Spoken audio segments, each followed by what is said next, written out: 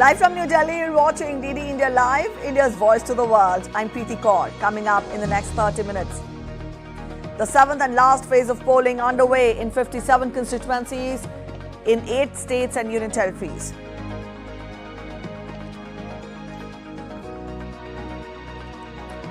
OpenAI disrupts Israeli firm's AI-powered attempt to influence India's general elections, says effort focused on criticizing BJP and praising Congress party. India's IT minister calls it very dangerous threat to the Indian democracy.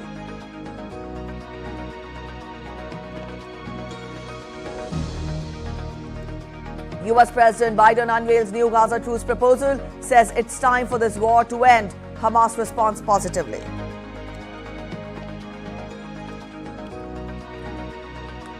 Former US President Trump calls hush money trial a scam, vows to appeal historic guilty verdict, while Biden says the verdict shows that no one is above the law.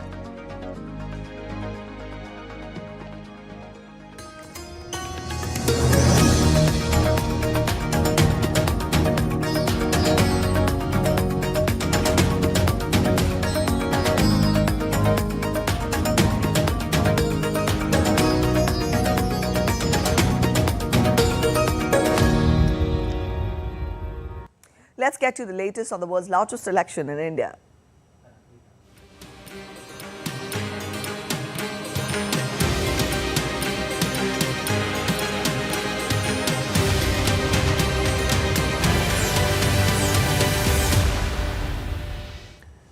Polling is underway for the seventh and the final phase of India's parliamentary elections. Voters across 57 constituencies in 8 states and union territories are eligible to exercise their franchise.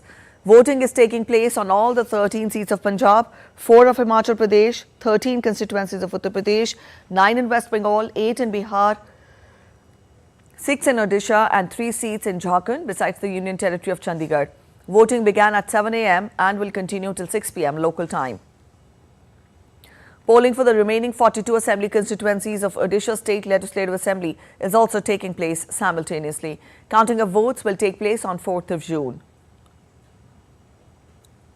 As the largest festival of India's democracy is set to conclude with the final phase of polling today, a total of 904 candidates are in the fray in this phase. Prominent among them are Prime Minister and senior BJP leader Narendra Modi, party leaders Anurag Singh Thakur and Ravi Shankar Prasad, Congress leader Manish Tiwari and Vikramadit Singh, RJD leader Misa Bharti and Trinamool Congress leader Abhishek Banerjee.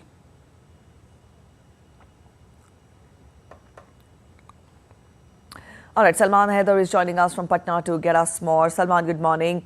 Good afternoon, in fact. First, let us get more from you as to how has the voter turnout been since morning as the voting began at 7 a.m.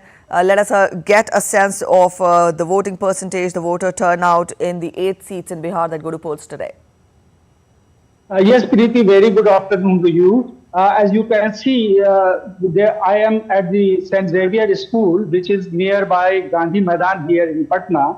Almost over 11.5% voting is recorded here. And percentage was a bit brisk in the afternoon, but in the morning there was a very long queue on almost all the polling stations, barring a few. Since the weather is favorable this time, so people are coming out and voting. So there is a lot of enthusiasm there, and a lot of arrangement has also been made here for people to cast their vote very smoothly and easily. Drinking water supply, medical kits, and pink booth. I am currently at a pink booth. So the arrangements are very good here, and people are proudly taking selfies with their fingers with ink. And all the things are very going on. All right, so the arrangements are well made. Salman Haider, yes. Also explain to us how important is this phase, this being the last phase of polling. Help us understand the poll contest in these 8 seats that go to polls today. What is it that is the highlight of this phase of polling in Bihar? As far as Patna is concerned, as you know, former Union Minister Ravi Shankar Prasad is in contest from Patna Sahib, where I today vote. My vote is also here. And in Karakat, Upendra Kushwaha, who is the former union minister for the states, and also Nisha Bharati, who is the daughter of Lalu Prasad, RJD stalwart, as you know. So there are many celebrity candidates here whose fate would be decided today. And the thing is, the elite voting is going on in the Patna city, as you know, and the election commission has also campaigned very hard and appealed to people to come out and vote. So campaigning was severe here, very intensive. So the thing is, many stalwarts and RK Singh, I forgot to mention, RK Singh from ARA is also in contest in this 7th phase. A total 8 seats are to be polled today. So there are many people,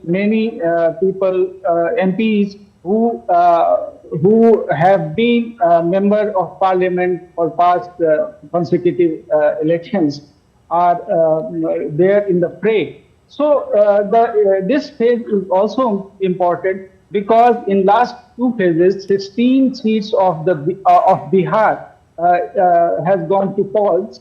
This phase is also important as 8 seats are going to poll today, and many stalwarts are there. Yes. All please. right. So these stalwarts make this phase different from the ones that has been held earlier. All right, Salman.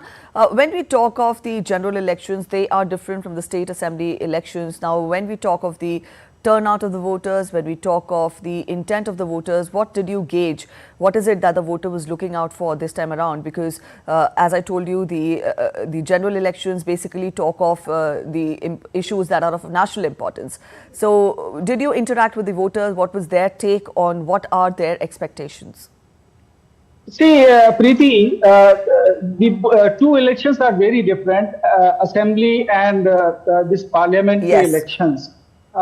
Issues are there, issues are very different. As far as assembly elections are concerned, people focus on their local issues. But as I talked to several voters today, most of them said that they are voting for wider national interest. Security is there, security of nation and development issues are there. That concerns this parliamentary election. The people are now focusing on national issues, international relations vis-a-vis India. So these elections mark entirely different from the assembly elections because issues are different. Sometimes they, in parliamentary election, they want a separate leader to lead the nation. And mostly the people are of opinion that we are voting for overall development, stability of the nation, and defense security of the nation. So these are the issues which are marked in emphasized in national elections and in parliamentary elections. So these are the issues this time also: the development, the national security, and overall welfare of the India as such. Yes, all right, Salman. We'll end it here. Thank you for joining in with those details and those updates from Bihar. So that was our correspondent telling us that people did turn out in impressive numbers in the morning, and 8 seats in Bihar go to polls today. And as we told you that the voter turnout for the final phase of general elections at 11 a.m. local time is over 28% in West Bengal, over 28% in Uttar Pradesh, nearly 24% in Punjab. Himachal Pradesh has reported nearly 32% polling. In Odisha, nearly 23% voter turnout has been reported, and Jharkhand reported nearly 30%.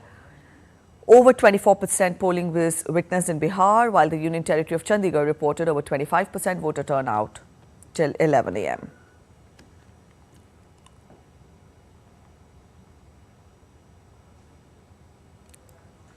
We have been getting you latest updates from our reporters who have been stationed in different parts of the country to get us a sense of poll pulse across the country. And we've also told you how the voter turnout has been impressive in the different states that go to polls today. Amritpal Singh is joining us from Chandigarh. Amrit, good morning. You there in Chandigarh. We tell our viewers that close to 25% of votes have been polled so far. You get us more as to how is the day progressing. What do you make of the voters that have come out to vote today? Because I see a lot of women and youth also behind you who've come to exercise their franchise.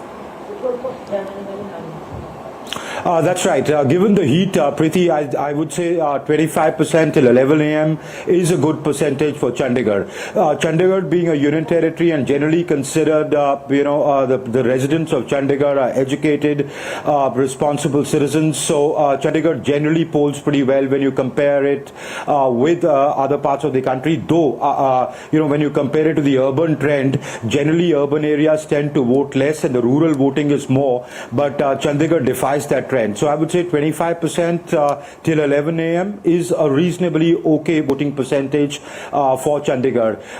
It is close to about, it's past noon time, and given the heat, the queues that you see behind me, I'll ask my camera person, I'll come out of the frame and ask my camera person to show you the queues here. So there are still queues here, and I would say that is a good sign of the way voting here is progressing, Preeti. All right, Amrit. Thank you for joining in with those details from Chandigarh. So that was our correspondent Amritpal Singh telling us more about the voter turnout that has been witnessed in Chandigarh, close to 25%, and he says that is indeed impressive at this point in time, given that it's just past noon and the voter turnout is expected to rise from here on as well through the day. We'll keep you updated. Meanwhile, let's turn to other updates now.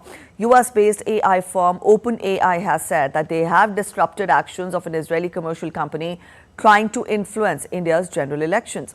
OpenAI said that it is committed to enforcing policies that prevent abuse and to improving transparency around AI-generated content.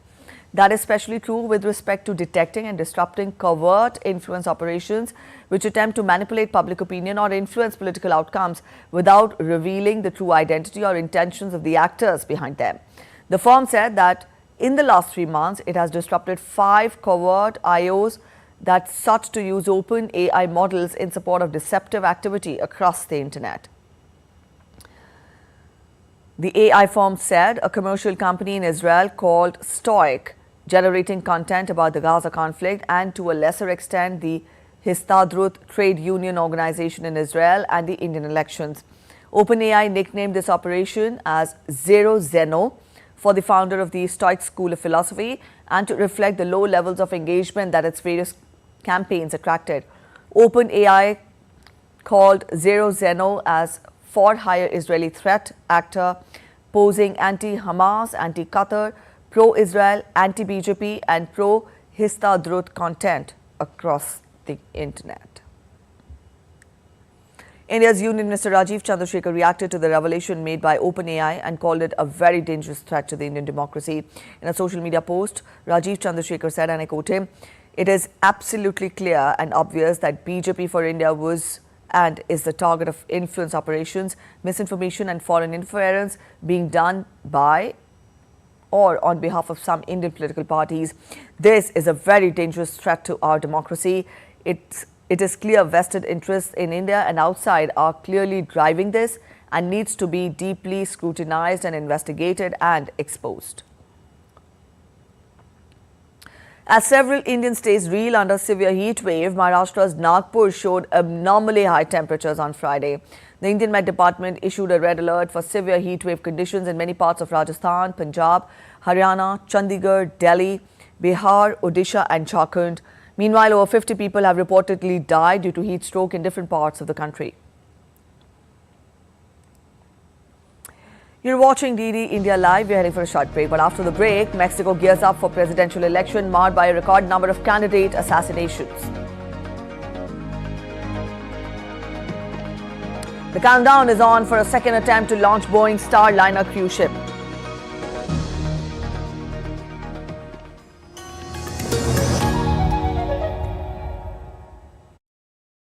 After a grueling campaign, after exhausting polling spanning 7 phases, the stage is set for the counting day, the grand finale of the largest electoral exercise ever. DD India is all decked up and ready, counting of votes for India's general elections. Accurate and fast results, in-depth analysis with experts and reporters everywhere. Only on DD India, 4th June, 6 a.m. onwards.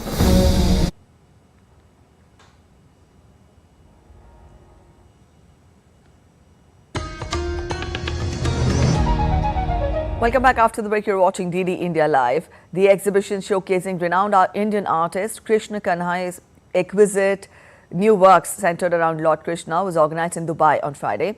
The centerpiece of the exhibition is a breathtaking life-size three-dimensional painting of Tirupati Balaji. The exhibition features a captivating selection of contemporary paintings incorporating gold leaves alongside traditional themes that evoke the profound emotions associated with Krishna. India's Prime Minister Narendra Modi extended his heartfelt congratulations to Krishna Kanhaiya for the exhibition. In a letter, he acknowledged the deep impact Lord Krishna's life and teachings have had on spirituality, philosophy and art. Donald Trump would appeal against the guilty verdict that made him the first U.S. president convicted of a crime. Trump repeated his complaints at the Trump Tower lobby in Manhattan that the trial was a rigged attempt to hobble his comeback to the White House bid, and also warned that it showed no American was safe from politically motivated prosecution. Trump was found guilty on 34 criminal counts of falsifying documents to cover up a hush money payment to idol star in 2016 election in which he defeated Democrat Hillary Clinton. We're going to be appealing it on many different things. He wouldn't allow us to have witnesses. He wouldn't allow us to talk. He wouldn't allow us to do anything. And when we wanted to do things, he wouldn't let us do those things. But when the government wanted something, they got everything. They got everything they wanted. It was a rigged trial. White House Democratic President Joe Biden said that Trump had been given an opportunity to defend himself in the same justice system that applies to all Americans. He said the guilty verdict in Donald Trump's hush money trial proved that no one is above the law. The American principle that no one is above the law was reaffirmed. Donald Trump was given every opportunity to defend himself. It was a state case, not a federal case. And it was heard by a jury of 12 citizens, 12 Americans, 12 people like you, like millions of Americans who served on juries. This jury is chosen the same way every jury in America is chosen. It was a process that Donald Trump's attorney was part of. The jury heard 5 weeks of evidence, 5 weeks. And after careful deliberation, the jury reached a unanimous verdict. U.S. President Joe Biden has unveiled a three-phase Israeli proposal to end the conflict in Gaza. Speaking at the White House on Friday, Biden said that the proposal would comprise of 3 phases, which include a full and complete ceasefire, withdrawal of IDF forces from populated areas, and the exchange of hostages for Palestinian prisoners. Israel has offered a comprehensive new proposal. It's a roadmap to an enduring ceasefire and the release of all hostages. This proposal has been transmitted by Qatar to Hamas. This new proposal has 3 phases. 3. The first phase would last for 6 weeks. Here's what it would include: a full and complete ceasefire, a withdrawal of Israeli forces from all populated areas of Gaza, release of a number of hostages, including women, the elderly, the wounded, in exchange for release of hundreds of Palestinian prisoners. The U.S. president called on Hamas terrorists to agree to the Israeli proposal on Gaza conflict, saying this is the most effective way to end the ongoing conflict.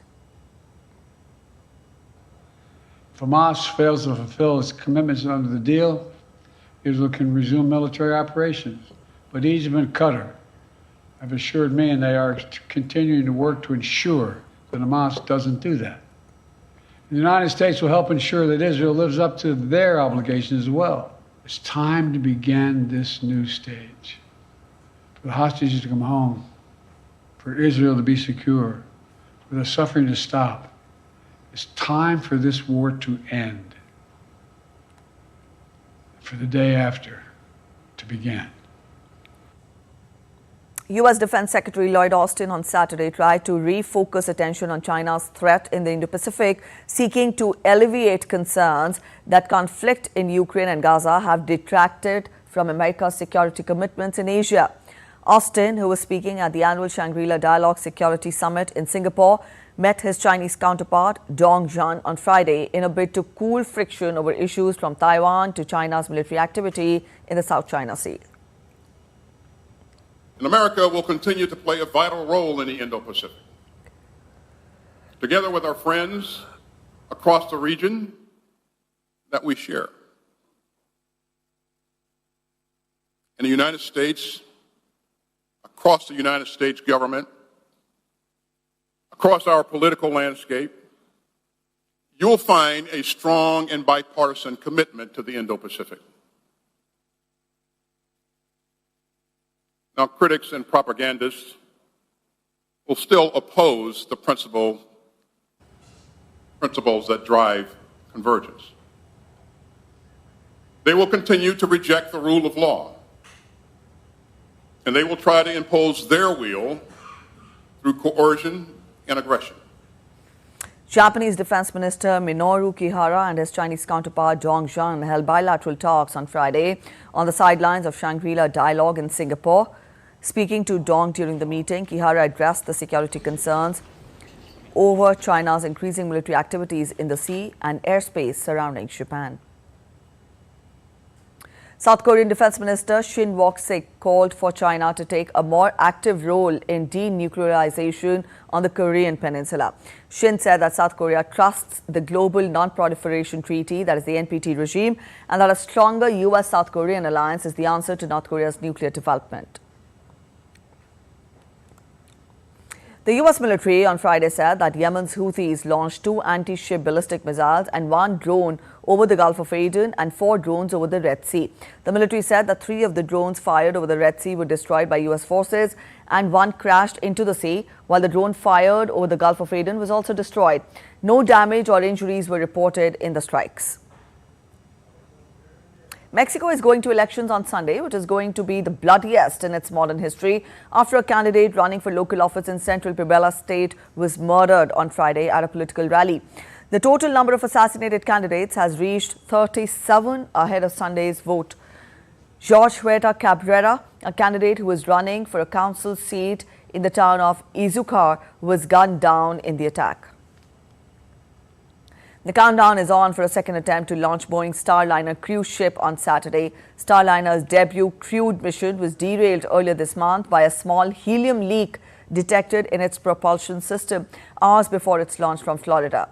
Starliner's long-awaited first crewed flight with NASA astronauts Sunita Williams and Butch Wilmore on board is a final test mission before NASA can certify the spacecraft for routine astronaut trips to and from the International Space Station.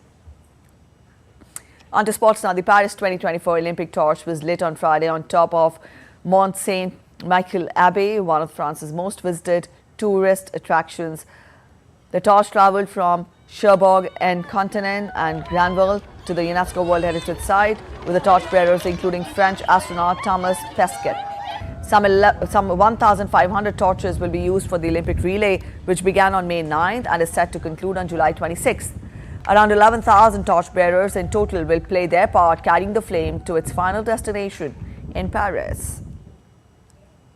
That's it in this edition of DD India Live. But let us know your thoughts on the news of the day. You can follow us on social media app, and for those of you on the go, you can get all the latest news and updates from India and across the world on the DD India mobile app. Now, this app is available on both iOS and Android platforms. You can scan the QR code to download now. We'll be back with more news as it breaks here on DD India.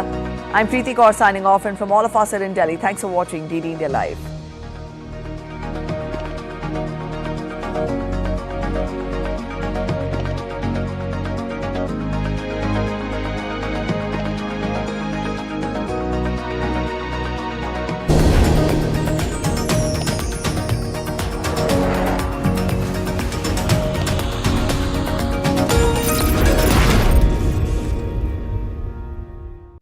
After a grueling campaign,